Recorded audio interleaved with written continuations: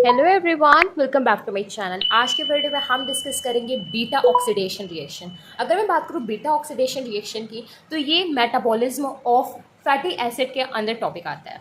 Beta oxidation of saturated fatty acid या फिर palmitic acid. बस आज के वीडियो में हम डिस्कस करेंगे बीटा ऑक्सीडेशन। अगर मैं बात करूँ बीटा ऑक्सीडेशन में, जो आपका फैटी एसिड्स है वो ब्रेक करता है आपके स्मॉलर यूनिट्स में। ये सारा आपका माइटोकॉन्ड्रिया में रिएक्शन अकर होती है।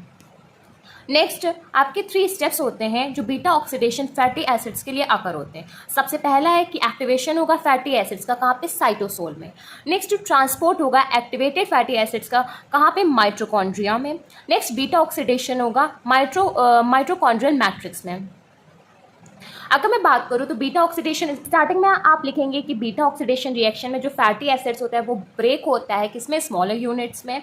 साथ ही साथ इसके 3 स्टेजेस होती है। पहली स्टेज है एक्टिवेशन ऑफ फैटी एसिड्स, कहाँ पे? साइटोसोल में। फिर आपका नेक्स्ट स्टेप आएगा कि जिसमें ट्रांसपोर्ट होगा। फिर आपका माइटोकॉन्ड्रियल मैट्रिक्स में आगे की रिएक्शन होगी। तो ये 3 स्टेप्स हैं रिएक्शन के।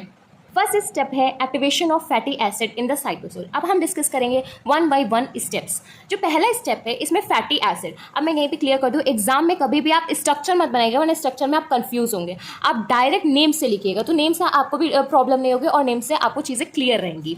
सबसे पहले में क्या होता है, जो आपका फैटी एसिड्स है ये सारी रिएक्शन आपकी कहाँ हो रही है? साइटोसोल में हो रही है। स्टेप 1 की जो फैटी एसिड है वो कन्वर्ट होगा, एंजाइम लगेगा थियोकाइनेस। ये थियोकाइनेस एंजाइम और एटीपी ये दोनों जब रिएक्ट करते हैं तो आपका प्रोडक्ट बनता है, उसे हम लोग कहेंगे अकाइल एल्डिनाइलेट। ये आपका फर्स्ट स्टेप है। किसमें? फर्स्ट स्टेप में। मतलब कि फर्स्ट स्टेप में भी आपके 2 फर्दर स्टेप्स होते हैं। तो फैटी एसिड और एटीपी रिएक्ट करके आपका बनाएगा अकाइल एल्डिनाइलेट, तो वह आपका बन चुका है। उसके बाद में ये कंबाइन करेगा कोएंजाइम ए से। जब ये कंबाइन करेगा तब आपका एसिटल कोएंजाइम ए बनेगा। क्या बनेगा? Acetyl coenzyme A. आपका सेकंड स्टेप में एसिटल कोएंजाइम ए था, सेकंड स्टेप में आपका एसिटल कोएंजाइम ए बन गया। इसीलिए मैंने यहाँ पे 1 और 2 मेंशन कर दिया, जिससे आपको क्लियर हो जाए कि ये 1 और 2 आपके स्टेप का ही पार्ट है, अलग से कुछ चीज़ एड ऑन नहीं करी गई है। अब हम डिस्कस करेंगे step 2, transport of activated fatty acid into mitochondria.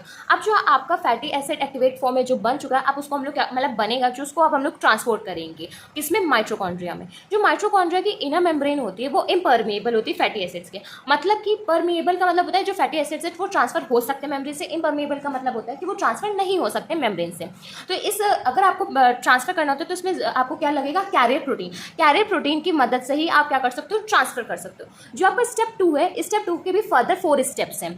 ये फर्दर 4 स्टेप्स जो आपके हैं वो इस रिएक्शन में, तो हम स्टेप्स को डिस्कस करेंगे, स्टेप्स के बाद में हम रिएक्शन में डिस्कस करेंगे। जो आपका पहला स्टेप है इसमें कहा गया जो अकाइल ग्रुप है वो अकाइल कोएंजाइम ए से मूव करेगा कार्निटीन के पास, जिसके बाद ये रिएक्शन आपकी जो है वो कैटेलाइज होगी एंजाइम के थ्रू। वो एंजाइम कौन सा आपका आता है? Carnitine acyl transferase first enzyme.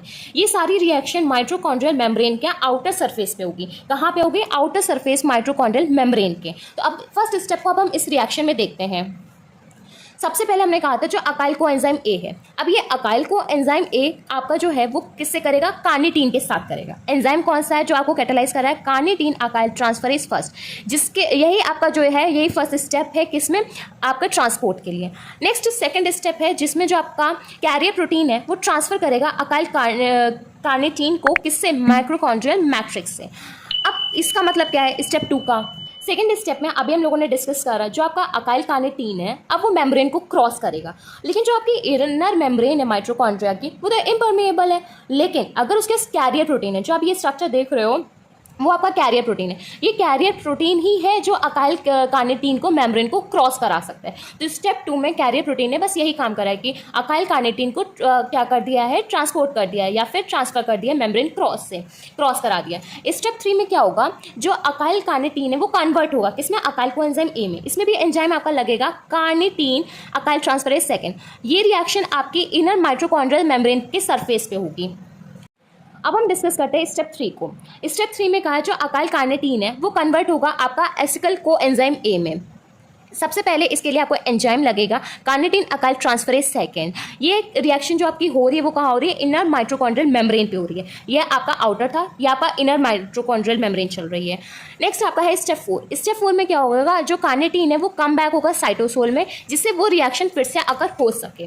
तो स्टेप 4 में कुछ नहीं है, सिंपल सा आपका स्टेप 4 में जो कार्निटिन आपका रिलीज होगा, ये कार्निटिन आपका फिर से जाएगा, एरो से आप समझ सकते हैं ना, कार्निटिन फिर से जा रहा है, ये कार्निटिन आपका फिर से जाएगा साइटोसोल में। फिर साइटोसोल में इसलिए जा रहा है कि आप फिर से यूज़ कर सको। आपने कहाँ यूज़ करा था, स्टेप 1 में यूज़ करा था कार्निटिन को, जिसमें कार्निटिन किससे कंबाइन हो रहा था, एसिकल कोएंजाइम ए से। आपका एंजाइम लग रहा था कार्निटिन अकाइल ट्रांसफरेज फर्स्ट। तो स्टेप 2 आपका क्लियर हो चुका है। अब हम डिस्कस करते हैं स्टेप 3, जो बीटा ऑक्सीडेशन के लिए प्रॉपर मानी जाती है। इसमें क्या होता है, जो साइकिल होती है उसमें एक मॉलिक्यूल आपका 2 कार्बन कंपाउंड होते हैं एसिटल कोएंजाइम ए के। किसके, एसिटल कोएंजाइम ए के। इसमें 4 स्टेप्स होते हैं। पहला है ऑक्सीडेशन, दूसरा है हाइड्रेशन, तीसरा है ऑक्सीडेशन, चौथा है क्लीवेज। अगर मैं बात करूँ जो इसकी रिएक्शन दे रखी है वो बहुत ही ज़्यादा कॉम्प्लेक्स दे रखी है और इससे आपको समझ में नहीं आएगा, तो सिंपली हम इसको डिस्कस करेंगे एकदम थ्योरी से, जिससे आपको चीज़ें एकदम क्लियर रहें। अगर मैं बात करूँ, सबसे पहला पॉइंट है ऑक्सीडेशन की। तो ऑक्सीडेशन में जो स्टार्टिंग का दे रखा है कंपाउंड वाला, वो चीज़ आपको डिफिकल्ट लगेगा। सिंपल से आपको समझना है ऑक्सीडेशन में क्या होता है, जो आपका डबल बॉन्ड बनता है। डबल बॉन्ड किस में बनता है, आपका अल्फा बीटा कार्बन में। अल्फा बीटा कार्बन में आपका डबल बॉन्ड बनता है। हाइड्रेशन में क्या होता है, जो आपका डबल बॉन्ड है वो प्रोड्यूस करेगा, क्या प्रोड्यूस करेगा, बीटा हाइड्रोक्सी अकाइल कोएंजाइम ए। फिर आपका ऑक्सीडेशन रिएक्शन होगा, ये सेकंड ऑक्सीडेशन है। यहाँ पे एक बार हम लोग फर्स्ट परफॉर्म कर चुके हैं, ये हमारी सेकंड ऑक्सीडेशन है। सेकंड ऑक्सीडेशन में क्या होगा, आपका NADH जनरेट होगा, लेकिन कैसे, जो आपका बीटा कीटो अकाइल कोएंजाइम ए है वो बनेगा, जिसके बाद से आपका NADH जनरेट हो जाएगा। जो आपका क्लीवेज और जो आपका फोर्थ और लास्ट स्टेप है बीटा ऑक्सीडेशन का, इसमें क्या होता है, जो 2 कार्बन के एटम्स बने थे वो रिमूव हो जाएंगे। रिमूव किससे होंगे, एसिटल कोएंजाइम ए से। एसिटल कोएंजाइम ए से जब 2 कार्बन आप रिमूव कर दोगे तब आपका अकाइल कोएंजाइम बन जाएगा। तो बस आपके स्टेप 3 में यही सब था। अभी हम लोग फिर से बता देती हूँ आपको सिंपल वे में। जो आपका बीटा ऑक्सीडेशन आपकी रिएक्शन है, बीटा ऑक्सीडेशन रिएक्शन आपके 3 स्टेप्स हैं। सबसे पहला स्टेप्स है एक्टिवेशन का, जिसमें फैटी एसिड्स साइटोसोल में होगा। इसके फर्दर आपके 2 स्टेप्स थे, हम लोग डिस्कस कर चुके हैं। ट्रांसपोर्ट हुआ, ट्रांसपोर्ट के फर्दर आपके 4 स्टेप्स थे। फिर बीटा ऑक्सीडेशन होगा माइटोकॉन्ड्रियल मैट्रिक्स का, इसके भी फर्दर 4 स्टेप्स थे। तो पहली स्टेप्स के लिए हम लोगों ने सबसे पहले डिस्कस करे थे 2 स्टेप्स, और स्टेप्स में आप सिंपली लिखिएगा, ये स्ट्रक्चर मत बनाएगा वरना कन्फ्यूजन होगा। फिर जो आपका स्टेप 2 था उसके बेसिक्स आपके ये स्टेप 4 थे, आपको एकदम क्लियर हो जाएगा। फिर जो आपका 3 था बीटा ऑक्सीडेशन, इसमें आपके 4 स्टेप्स थे, जिसमें था oxidation, hydration, oxidation, cleavage. Simple सा है, इसे आप 1-2 बार रिवाइज करोगे तो आपको क्लियर हो जाएगा, फिर कंफ्यूजन क्रिएट नहीं करेगा। अब हम डिस्कस कर लेते हैं एनर्जेटिक्स। पाल्मेटिक एसिड ऑक्सीडेशन में आपका कितना एनर्जी फॉर्मेशन हुआ। तो सबसे पहले मैं क्लियर कर दूं, जो आपके FADH2 होते हैं, इससे आपको 2 ATPs मिलते हैं, और जो आपके NADH होते हैं उससे 3 ATP मिलते हैं। ये आपको पता होगा, लेकिन मैं पहले क्लियर कर दूँ जिससे आपको कोई प्रॉब्लम ना हो। सब आपकी बीटा ऑक्सीडेशन की 7 साइकिल होगी, मतलब कि आपका प्रोडक्ट भी FADH2 का 7 बनेगा और NADH का 7 बनेगा। अब FADH 2 ATP देता है और NADH आपका 3 ATP देता है, तो आप इसमें करोगे 7 × 2 और इसमें करोगे 7 × 3। 7 × 2 मतलब कि 14 ATP, 7 × 3 मतलब कि 21 ATP। फिर आपके जब 8 एसिटल कोएंजाइम ए बनेंगे, तब इससे क्या होगा, आपका ATP फॉर्मेशन होगा।